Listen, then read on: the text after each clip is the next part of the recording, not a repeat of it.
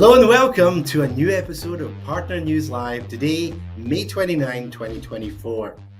First up today, we'll have our usual Picayune news you won't find anywhere else, nor would you want to.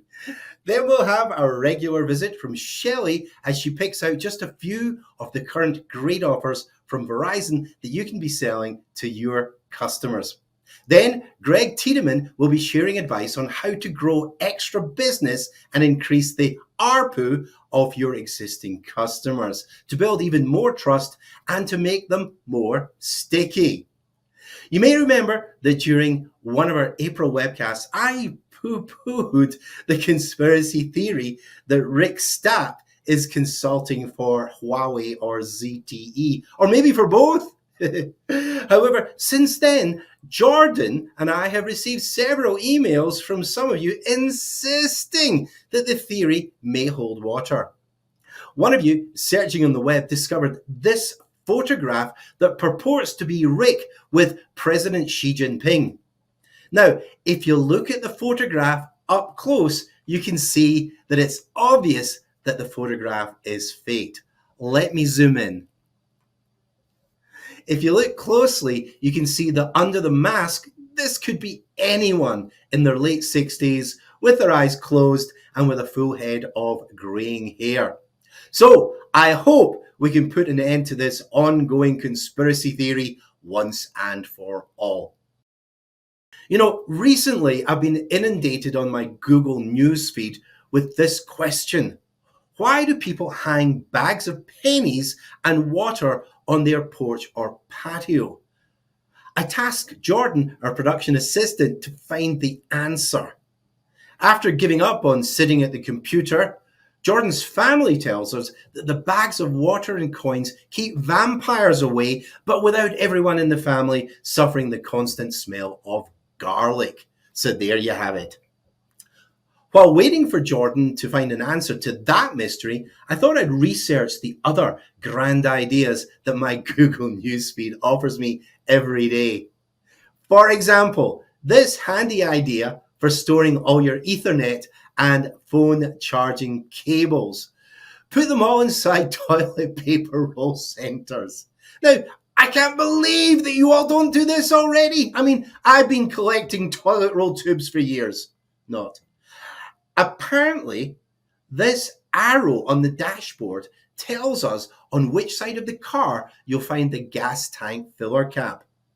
Now, this is valuable information, and to think that for all these years, I thought that a picture of a gas pump with an arrow was just for decoration. So thank you for that, Google Newsfeed. I'll end with this imponderable. I've been practicing that, Jordan. This imponderable that shows up daily. Why is it that everyone who buys a walk-in bathtub bathes with their clothes on? Answers, please, on the back of a postcard to neil@connectus.com. Now it's time to go over to Shelley for her latest take on current offers. Hey, Shelley, how are you? Hi, I'm fine. How are you doing today? Doing just great. I had a wonderful weekend, but I want to ask you about your weekend. You sent me some photographs. What were you up to at the weekend? Please tell everybody. Yes, I was down my whole family was down in the Palo Duro Canyon, which is here right outside of Amarillo, about 15 minutes away. Interesting fact of the canyon, it's the second largest canyon in America. So we're down in the canyon and we saw lots of wildlife.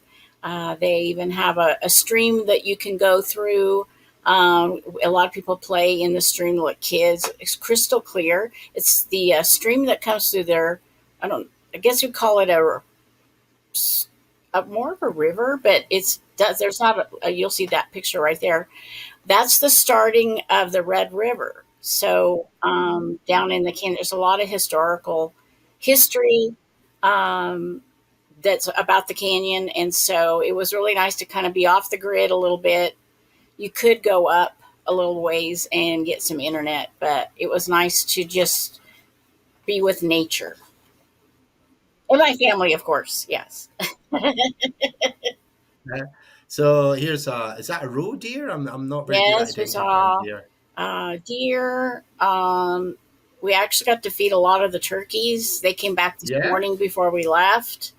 And what else did we see? I wanted to see a tarantula. Not everybody else did, but there's usually tarantulas down there. We might have heard a rattlesnake, but we didn't have to see that. So, And you stayed over. Is this a camper van? yes, that's my dad's RV, and we do a lot of family trips in the RV growing up, and still to this day, and do trips together. And had a campfire one night. It was cool enough. Love doing the campfire.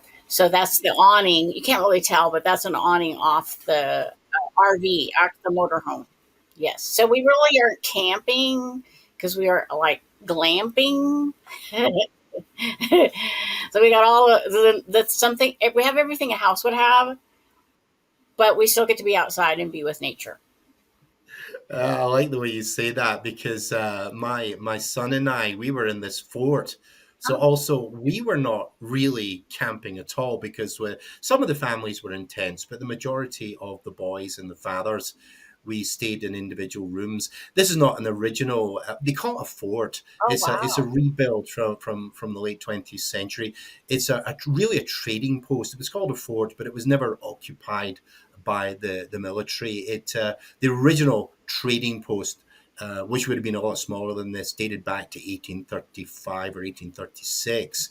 But quite a lot of the boys were in there. I think at one point we had something like 15 fathers, 25, 30 boys in there. Here's the inside of the fort, and out of sight to the right, there were about four individual rooms where the older boys stayed and the younger boys stayed, and then the fathers went in a different room. Yeah, we had How fun. interesting. Yeah, this is my son having a go at cooking up bacon and scrambled egg for my breakfast. He looks a bit confused there, but he actually did a great old job, and it gave him a lot of confidence to do it in the future as well. This is one of these camp chef. Grills with a griddle on it. Absolutely love that kit. Not something you can carry in your back, though, in a backpack. Definitely only if one has a car. I bet. Yeah, here's some of the younger boys having a lesson. It was actually the temperatures were in the high 50s, but as you can probably tell, not a single cloud in the sky. Bright sunshine, so Right. we're all covered up with sunscreen. Needless to say, and I think I've got one more photograph. There you go. This is some of the older boys, and this is a log cabin and a kind of an old-fashioned lime and sand concrete or mortar had been used to close up the spaces between the horizontal logs. This was them. They'd already pulled out all of that mortar and they were replacing it there. And although you can't see it, they'd use chicken wire. They'd use chicken wire first and fix that in the gaps just for the mortar Oh, to hold on. So that was a great weekend. oh, Absolutely definitely. fantastic. Yeah, our temperatures were Everybody. quite different this weekend. Yes, indeed, Yeah. indeed. So, listen, what are we talking about today in terms of offers? We've pretty much covered all the Q2 offers over the last few partner news live episodes. So I'd like today is to cherry pick a few of my favorites and an odd one out. Uh huh. Uh huh. So first, let's talk about some. Thank you so much for sharing that with us, Shelley. What are you thinking of for next time we meet together? Yes, next time I'm thinking of focusing on Apple offers. Does that sound like a good plan? It certainly does. Between now and then, do you have any more plans to go out with the camper van or going out walking in the countryside and enjoying this spring come summer? Yes, actually, we're planning our next trip. This trip was planned since winter, and so we had waited 4 months to do this one. So now we're not going to Yes. wait that long. We want to enjoy the summer, and probably the next trip will be to the lake. Ooh, Yep. excellent. Yes. So don't forget to send me some more photographs, Shelley, please. Oh, And if I you don't will. mind, we'll share just two, three, four with all of our agents next time round. Okay. Yes. Until then, you take Yes. care. Great to see you. Thank you, Shelley. Bye for now. Bye bye. See you next time. Also waiting online is my favorite Executive Vice President of Sales and Operations, Greg Tiedeman, with advice on making more sales. Hey, Greg, great to see you. Good day to you, Neil. So here we are, we're at the beginning of that last month of the first half, and we've got a good deal of momentum. But I want to ask you, what advice do you have for the ongoing success of all of our partners? Well, for a number of reasons, Neil, we've long been professing that our agents should add incrementally more effort into the business market space. And there's a number of reasons for doing so. Typically a shorter sales cycle, fewer decision makers involved, typically higher average revenue per unit, a number of other reasons. And as part of that, we built out our 2024 business market sales plan. And it's based upon a simple premise, which is maximizing activations per account. And in order to do so, all it requires is for the agents to look for more than just the core products. And by core products, I simply am referring to voice, smartphone sales, or BYOD, but voice sales, and then mobile internet or tablet activations. Beyond that, we have two other categories that are extremely important to businesses. Business internet, for one, as more and more workers are working remote. There's also a higher prevalence of temporary offices, et cetera. And Verizon provides an amazing product, business internet product for people to be able to run small offices, small businesses outside of a core office area as more and more people are working remote. And so people are in need of that service and don't want to be tied to cable. And so business internet is a fantastic service. But another such service that is out there that a number of companies are looking for are that of telematics or fleet management. And so with our business markets 2024 plan, what we're suggesting to our agents is to focus on service-oriented companies that do in the construction trades, electrical or HVAC, many of the services that folks use at their home or small businesses or even large businesses. And the reason for that is very simple, because companies that have a small fleet now typically are going to use all four of the services that I've touched upon: smartphone or voice service, mobile internet, business internet, and telematics. And by focusing on service level companies and going in and showing an agent showing that they represent all four product categories and finding out really what is the priority for that customer, what the opportunity becomes. I mean, it would be beautiful come in and they say, yeah, we need all four of those things and we'll take them all now. And you get, 4x the activations that you may otherwise get. However, what I've found in the past is that one of those four is typically going to have a higher priority for the business for a number of reasons. And the opportunity for the agent becomes sell that particular service while educating the customer about the other services that you offer. And there's more beyond just the four that I spoke about, obviously. But then take that opportunity as you're deploying that first level of service to build rapport and in turn trust. And from that, then become the primary agent to provide that particular customer with the other three products that we're talking about, which gives you an opportunity to go back into that customer over a period of time and sell them additional products. So what that then does, not only maximize your revenue for that particular account, you've also reduced the likelihood of churn, because as an agent, you're providing more services to that particular customer. Therefore, you represent a higher value as a vendor, if you will, to that particular customer. And the likelihood that they're going to replace you goes down tremendously when you're looking at the provision of 2, 3, 4, or even more products to that particular customer. So we feel very strongly that that's a great approach, particularly for a company that is largely focused on global enterprise.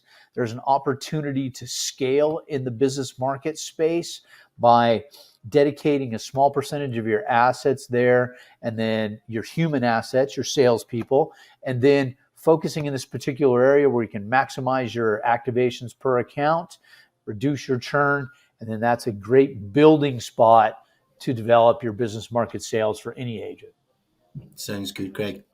You know, we've all been talking a lot recently about One Talk. And One Talk, of course, as we know, is a great solution for smaller SMBs. Have you been hearing any inquiries recently from companies that want to use VoIP, but with the Verizon Business Internet Gateway? Yes, absolutely. There's a number of small and medium businesses out there who have, put the faith of their business communications in Verizon. And as such, as they're looking at VoIP and some of the benefits that it provides, they would love the idea of being able to add one more Verizon product line to their suite of services that they're obtaining. So yes, there are certainly some inquiring customers out there about One Talk. Thank you. And I mean, we know through testing, we've not just heard from some of the partners who've sold it, but we did a little bit of testing ourselves a year or so ago, and we discovered that the latency over the Verizon Business Internet Gateway is roughly the same, if not slightly better, than many businesses have already been getting on cable or wireline systems. So we just want to reassure everybody that VoIP will work quite adequately, quite well over the Verizon Business Internet Gateway also. Are there any other solutions that you've noticed recently, Greg, that are doing a little bit better than perhaps we'd anticipated? Well, we continue to still be very strong with business internet. I still feel that there's a percentage of the public out there that, look to the cable companies much like a utility and are not up to speed, pun intended, on what business internet can deliver for their business. And so they remain tethered literally and figuratively to the cable companies. And I think that there's still a lot of runway for business internet for our customers to obtain. One of the concerns that I've heard back from several of our partners is that the customers have been sold this idea that they need gigabit Ethernet or even 2.5 gigabits internet these days, which of course is crazy because there have been multiple studies, and I'm happy to share these studies with our audience, that show that most SMBs are only using 20 megabits per second, even if they're under pressure. So if they've got a Verizon business internet gateway that does 50, 100 or 200 megabits per second, it's more than enough for multiple people in the business to be continuing to do business and to have video conversations like you and I are having just now. Have you been hearing anything similar? Yeah, I don't know that the average business consumer is able to translate those numbers into usability of the varying tasks that they would use the service for. For me, the simple test is kind of what you alluded to, Neil, that the ability to do a virtual meeting. If you've got both video and voice running and it's running unbuffered and you're able to hold a call, it's more than enough speeds. And we know that we're doing this on speeds that are significantly less than some of those numbers that you shared. So absolutely. And I think that there's a tremendous opportunity there for us to better educate our business customer audience about what speeds does it really take in order to, do X or Y through the course of the business. And maybe there's an idea there's a chart that we need to build of, what speed you need to do a voice call. What do you need to do a video call? What do you need to do, I don't know, transmit a fax, an e-fax, or, some of the varying tasks, and then kind of outline what the minimum speeds would be. Maybe that's something that we can share with our agents that they in turn could share with customers, so they could say, well, we're giving you speeds well above what you need to do the tasks that we've outlined here, that things that you'll do in the course of our business day. I shall put that together. Yeah. Greg, listen, appreciate you coming on today. Always a pleasure to talk with you. And I'll Always see you next time. appreciate the opportunity. Have a fantastic day, Neil. Right back at you, Greg. Take care. While we've been on the air, apparently Jordan has been trying to contact Rick Stapp, who's actually on vacation today. Why is that, Jordan? Yeah? Oh, okay. Yeah. Okay. You want me to ask him about the thing? Okay. Is he ready now? Is he ready now?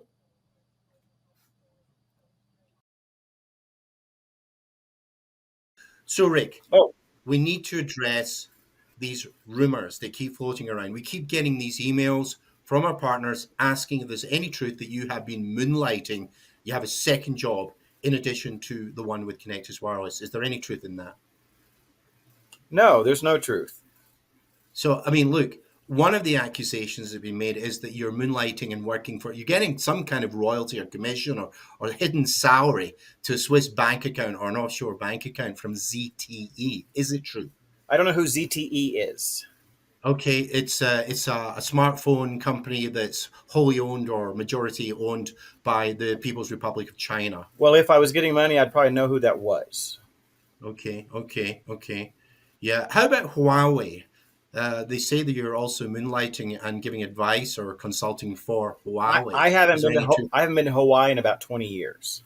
Okay. You haven't been to Hawaii. All right, that I understand. Somebody sent me a photograph. Okay, and I'm afraid it's kind of shocking. So, I mean, I hope you're sitting down just now. Yes. Is it the picture I sent to GQ? No, not that one. No, I'm afraid it's this one here.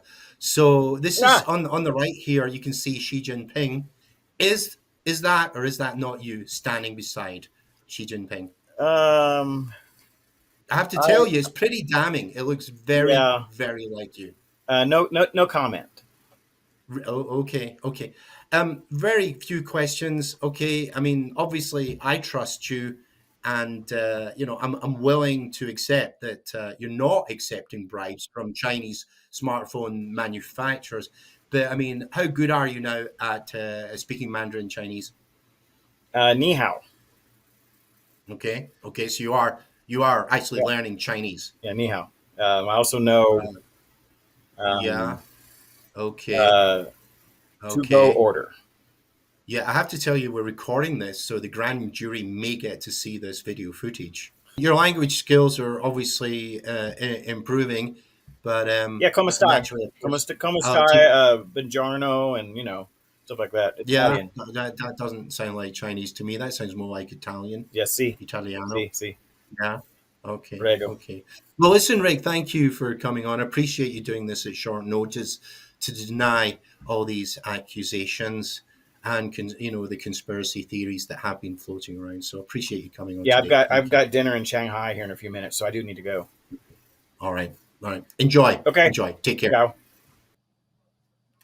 All right, that's our episode for today. Coming up in June and July, we'll have experts talking about cybersecurity, Apple devices, and I think we'll be getting a sneak peek at a new Motorola device. Also, a new video campaign that will include a couple of public service announcements for you to share. For now, my thanks to Shelley, my thanks to Greg Tiedeman, and at short notice, Rick Stapp, and my thanks to you for watching. We'll see you all next time on Partner News Live.